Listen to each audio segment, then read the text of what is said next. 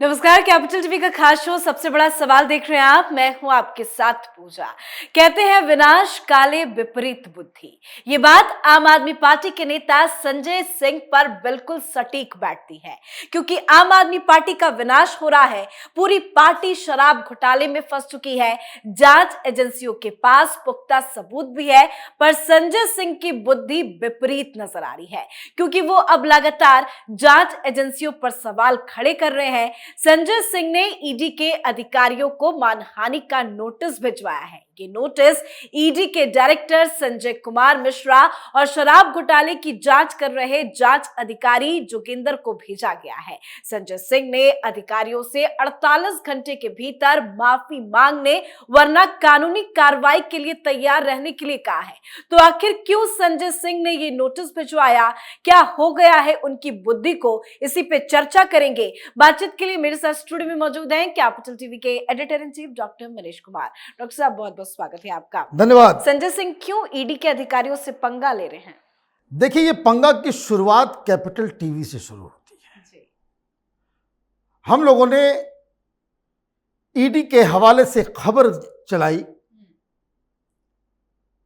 कि संजय सिंह भी लाइसेंस वाइसेंस दिलवाने में ईडी का नाम, ईडी के पूरे फाइल में संजय सिंह का भी नाम है, उसका भी नंबर लगने वाला है।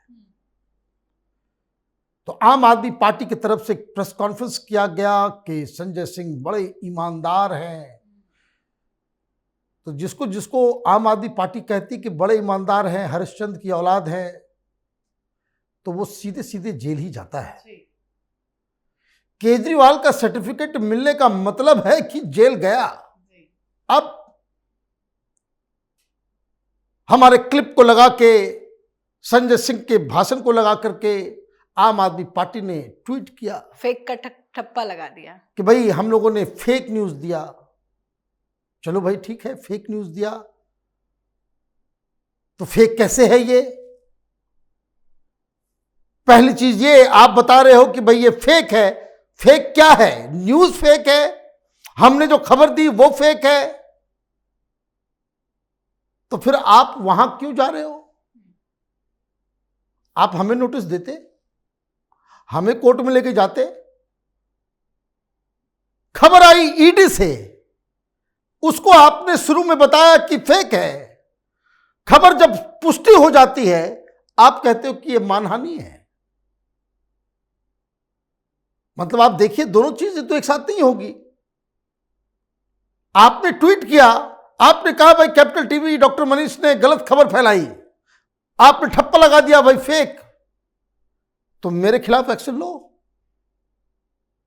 तो आप उस पर भी एक्शन नहीं लिया, हमारे खिलाफ। आपने क्या किया? आपने ईडी के खिलाफ, मतलब ईडी के द्वारा बताई गई खबर सही थी वो, तब तो आप उधर मानहानि के केस में, अदरवाइज कोर्ट में जाकर के ईडी कह देगी भाई हम तो कोई इस तरह की खबर दिए नहीं। लेकिन कब तक बचोगे? हाँ, होता यह है कि जो कुछ नटखट बच्चे होते हैं, उनको ये इल्म हो जाता है, उसको ये समझ में आ जाता है कि आज पिटाई पड़ने वाली है। वो घर घुसते ही कुछ बहाना बजाना स्टार्ट कर देता है। यही हाल है आम आदमी पार्टी का। ईडी के फाइल्स में संजय सिंह का नाम है। अब ईडी के ऊपर मानहानि का दावा कर रहे हैं, कीजिए, आप कोर्ट में गए हैं, जाइए। लेकिन क्यों हो रहा है ये सब? अब आप देखिए,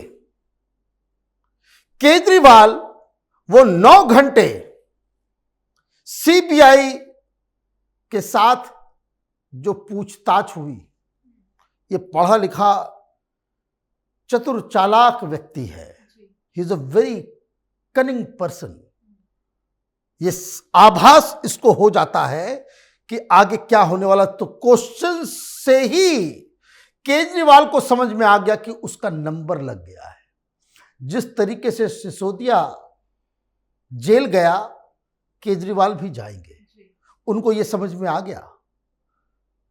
और इसलिए उस दिन के बाद से प्रधानमंत्री के खिलाफ एक भी बयान नहीं आया है। हाँ? स्पेशल असेंबलीज ने बुलाई, कहानी तो सुनाई, प्रधानमंत्री का नाम नहीं लिया, है ना। अब दिक्कत क्या है कि उस दौरान जब पूछताछ हुई तो केजरीवाल ने कह दिया कि मैं जानता ही नहीं, मैं नहीं जानता, ये सब काम, ये नई नीति बनाने का सारा काम सिसोदिया ने किया, सारा ठीकरा इसने सिसोदिया के ऊपर फोड़ दिया। भाई जब तुम जानते नहीं हो तुम्हारा काम क्या है, तुम क्यों मुख्यमंत्री हो भाई? कहीं तुम्हारे पास कोई मंत्रालय नहीं, कोई रिस्पांसिबिलिटी नहीं, कहीं तुम्हारा हस्ताक्षर नहीं, भाई मुख्यमंत्री बने किस लिए हो?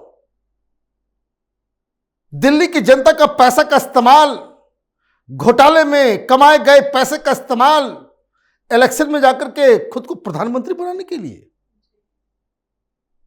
दुनिया का अकेला हेड ऑफ द गवर्नमेंट है ये अरविंद केजरीवाल, जिसके पास कोई दायित्व ही नहीं है। काम कोई अच्छा हो जाए तो केजरीवाल ने किया, और कोई पकड़ा जाए तो सिसोदिया ने किया, है ना। यही अब संजय सिंह को समझ में आ गया कि बचना तो बड़ा मुश्किल है। जब चीफ मिनिस्टर को बुलाया जा सकता है तो हमको भी बुलाया जाएगा, तो भाई कैसे शहीद बना जाए?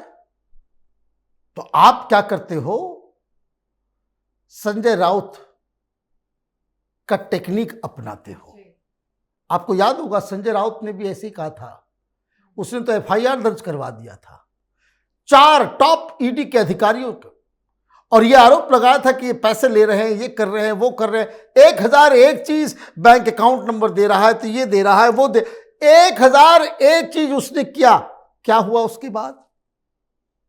ये सारी आरोप ईडी के ऊपर संजय राउत ने तब लगाया जब तक ईडी ने उसे बुलाया नहीं था, और जैसे ही पूछताछ के लिए बुलाया गया वो बाहर निकले तो कहते कि ईडी के अधिकारियों से अच्छा व्यक्ति तो कोई यहां है नहीं। हाँ, याद होगा आपको। मीडिया वाले गए ये पता करने के लिए कि ये तेवर ईडी के खिलाफ ये जहर उगलते थे, ये बाहर आकर के क्या बोलते कि बहुत अच्छे लोग हैं ये ईडी वाले, इतने भले मानुस तो हमने जीवन में कभी देखा ही नहीं। क्या हुआ? जेल गए। कल ईडी बुलाएगी, मेरे इस बात को याद रखिएगा। जैसे अरविंद केजरीवाल सीबीआई पैरट है तो एजेंसियों में काम करती है, भाजपा की एक नई विंग है, सुप्रीम कोर्ट ने ये कहा था, वो कहा था, 1001 गालियां। 9 घंटे की पूछताछ हुई, केजरीवाल बाहर निकलता है, कहता है बहुत अच्छे लोग थे, बड़ा मान सम्मान दिया, बहुत रिस्पेक्ट से उन लोगों ने बातचीत की। क्यों ये बदलाव आया? ये सब गिरगिट हैं, रंग बदलने में उस्ताद। हिंदुस्तान की राजनीति में जो लोग भी इस तरह के होते हैं वो रंग बदलने में माहिर होते हैं। संजय सिंह का भी बुलावा आने वाला है, और संजय सिंह का बुलावा आएगा, ईडी के यही लोग जब पूछताछ करेंगे ये बाहर निकल करके यही कहेगा बड़े अच्छे लोग हैं। अब आपने मानहानि केस का दावा ठोक दिया, क्या होगा उसके बाद? क्योंकि जिन चीजों के मैंने तो कुछ नहीं किया, मैं कुछ नहीं जानता, जो आरोप लगाए, भाई ईडी जो पूछताछ करती है और ईडी जो दावा करती है उसकी वीडियो रिकॉर्डिंग होती है। ईडी में दिए गए बयान खुद लिखना पड़ता है। अगर आरोपी जिसके इन्वेस्टिगेट किया जा रहा है, जिससे बयान दर्ज किया जा रहा है, वो अपने हाथ से लिखकर वो बयान देता है, कोई लिखवा करके कोई साइन नहीं करवाता, और सारी चीजों की वीडियोग्राफी होती है। कहाँ तो ये कह रहे थे कान का चदरा फाड़ दे रहे हैं, आपने उल्टा ईडी के ऊपर आरोप लगा दिया कि भाई महिलाओं को धमकी दे रहे हैं, बीवियों को धमकी दे रहे हैं। उसके बाद ये तमाम ड्रामा किस लिए?